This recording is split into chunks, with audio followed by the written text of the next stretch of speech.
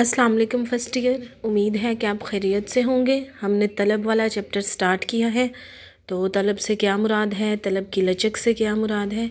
तो आज हम उसका पढ़ेंगे कि तलब की लचक की पैमाइश। पहले हमने देखा था अकाई का तरीका, अब हम देखते हैं कुल अखराजात का तरीका।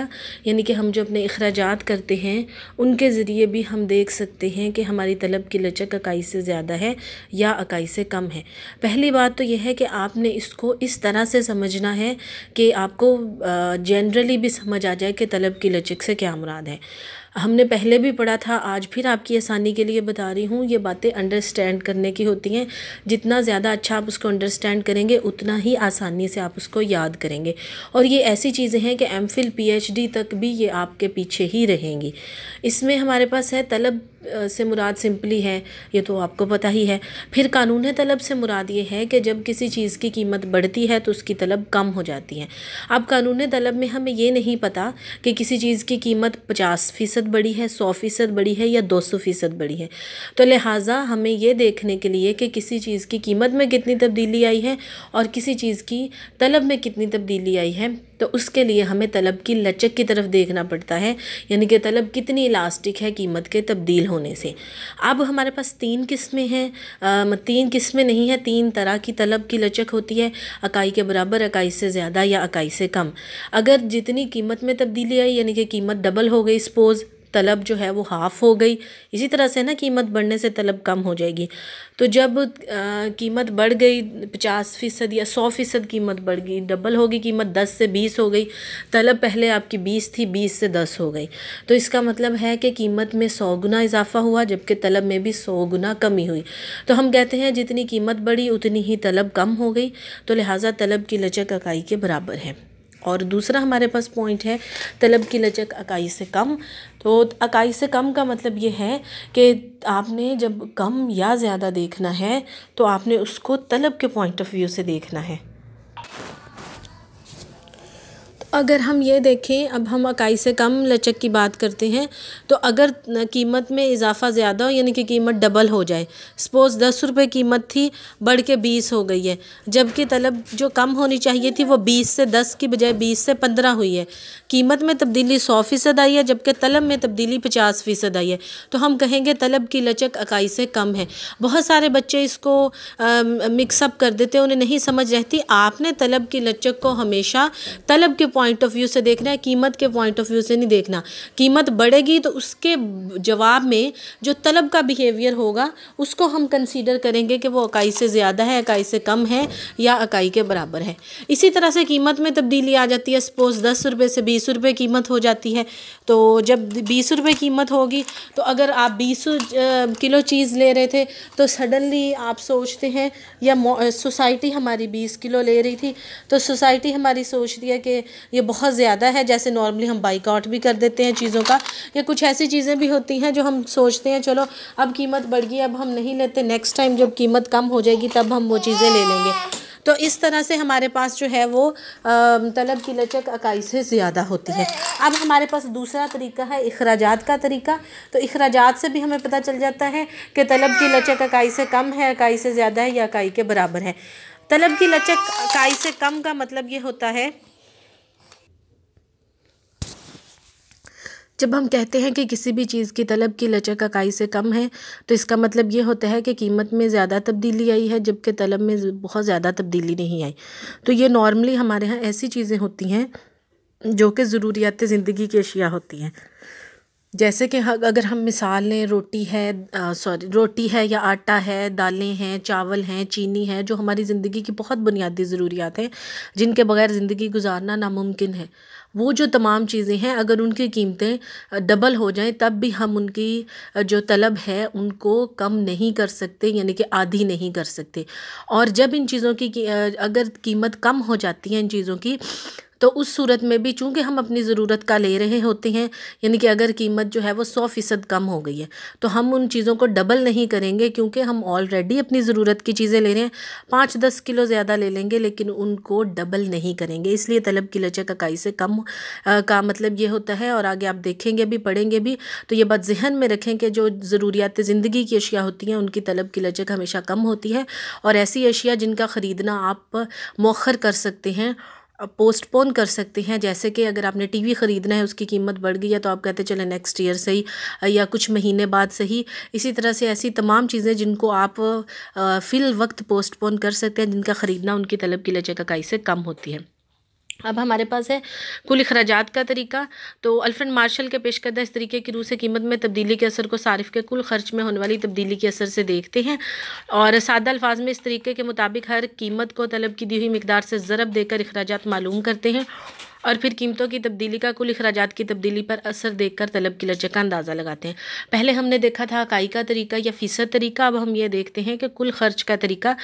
हम ये देखते हैं कि उस चीज़ का हमारी जो पूरा खर्च है, पूरे महीने का जो हमारा बजट है, उस पे कितना हिस्सा है उसमें।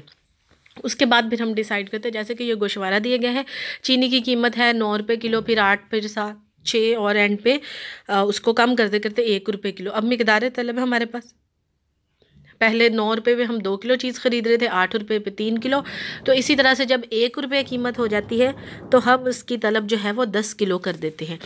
अब कुल अखराजात अगर हम देखें, आपने कुल अखराजात एक चीज़ पे कितने किए हैं, उसमें हम जो चीज़ ख़रीदी होती है, जिस पे ख़र्च हमने देखे होते हैं, उसकी मिकदार को उसकी कीमत से ज़रब दे लेते हैं। सपोज़ आप कितनी चीनी महीने की ले रहे हैं, आप 10 किलो ले रहे हैं, 10 किलो को उसकी कीमत सपोज़ 50 रुपये किलो चीनी है, तो 10 के साथ मल्टीप्लाई कर देंगे तो इसका मतलब है 500 रुपये की चीनी ले रहे हैं। तो इसी तरह से किसी भी चीज़ के अखराजात को मालूम करने के लिए उसकी जितनी हमने मिकदार ली होती है उसकी कीमत से उसको मल्टीप्लाई कर देते हैं, तो हमारे पास कुल अखराजात आ जाते हैं।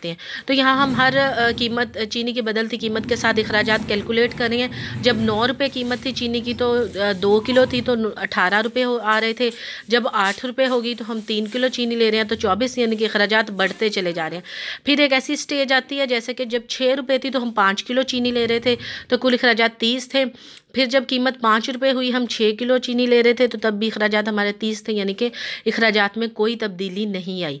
उसके बाद जैसे जैसे हम देखते हैं कि 4 रुपये चीनी थी तो 7 ले रहे थे तो 28, यानी कि आहिस्ता आहिस्ता हमारे जो अखराजात हैं फिर कम होना शुरू हो गए। अब हम ये देखते हैं कि जब किसी भी चीज़ के बढ़ने से, कीमत के बढ़ने से हमारी कीमत जो तलब है वो बढ़ जाती है, तो हम कहते हैं कि तलब की लचक इकाई से ज़्यादा है। और क्योंकि हमारे अखराजात बढ़ जाते हैं तो हमारी कोशिश ये होती है कि हम उसको पोस्टपोन कर सकते हैं। अगर हमारे पास पैसे नहीं है या हमें लगता है फ्यूचर में उन चीज़ों की प्राइसेस कम हो जाएंगी तो हम उसको पोस्टपोन कर देते हैं। और जब हमारे अखराजात तब्दील नहीं होते, एक जितने रहते हैं, तो इसका मतलब है जितनी कीमत में तब्दीली आई है उतनी ही तलब में तब्दीली आई है। और जब हमारे अखराजात कम होना शुरू हो जाती है, तो जिन अशिया पे अखराजात कम होना शुरू हो जाते हैं उसे हम कहते हैं कि तलब की लचक इकाई से कम है। हमने पहले देखा कि तलब की लचक इकाई से कम का मतलब है कि कीमत के बढ़ने या कम होने से तलब पे बहुत ज़्यादा असर नहीं होता।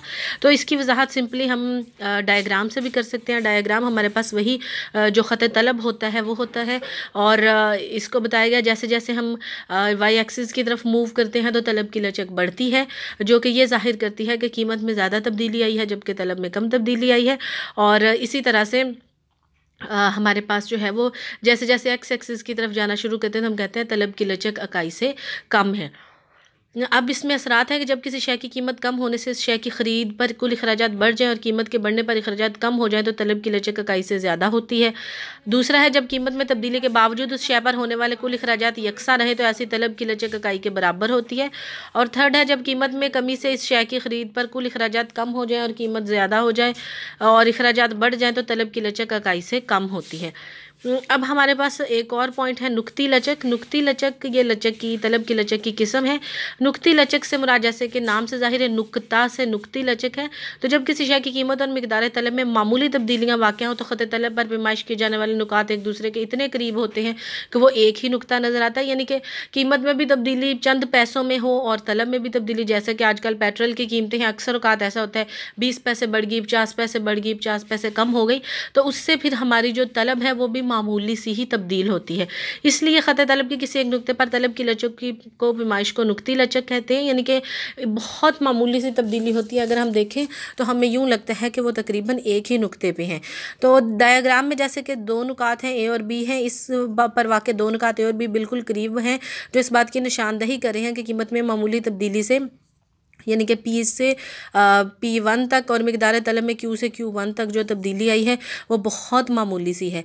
तो रियाजियाती तरीके से नुक्ती लचक का फार्मूला हमारे पास है मिकदार तलब में फ़ीसद तब्दीली बटा शाय की कीमत में फ़ीसद तब्दीली, या इसके लिए ये फार्मूला यूज़ होता है del Q over del P into P over Q।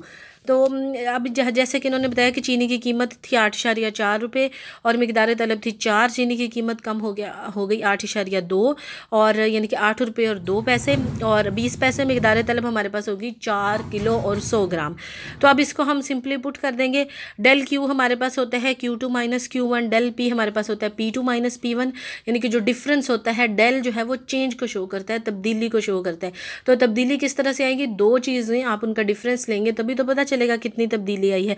तो अब अगर हम देखें डेल क्यू हमारे पास है 0.1, यानी कि 4.1 से 4.0 माइनस करेंगे तो 0.1 आ जाएगा, और कीमत में तब्दीली हमारे पास है 8.2 से 8.4 माइनस कर देंगे तो माइनस 0.2, यानी कि हमारी कीमत पहले से कम हो गई है। मल्टीप्लाई बाय इसकी जो हमारे पास है P ओवर Q पहली कीमत और पहली मिकदार, तो हमारे पास आ जाएगी 8.4 ओवर 4। तो जब हम इसको सॉल्व करेंगे तो हमारे पास आ जाएगा माइनस 1.05। इसका मतलब है कि तलब की लचक इकाई से ज़्यादा है, और लेकिन बहुत मामूली सी तब्दीली आई है इसमें। और माइनस साइन हम इग्नोर कर देते हैं क्योंकि माइनस साइन ये जाहिर करता है जब भी हम तलब की लचक को स्पेशली कैलकुलेट करते हैं तो माइनस जो साइन होता है वो हमें ये बताता है कि कीमत और तलब का नेगेटिव रिलेशन है। तो मेरा ख्याल है आज के लिए इतना ही। कौसी लचक वाला हम इंशाल्लाह नेक्स्ट पढ़ेंगे और इसको बहुत अच्छे तरीके से करें। अगर कुछ नहीं समझ आता तो आप क्वेश्चन करें, मैं उसका आंसर करूँगी। अल्लाह हाफिज़।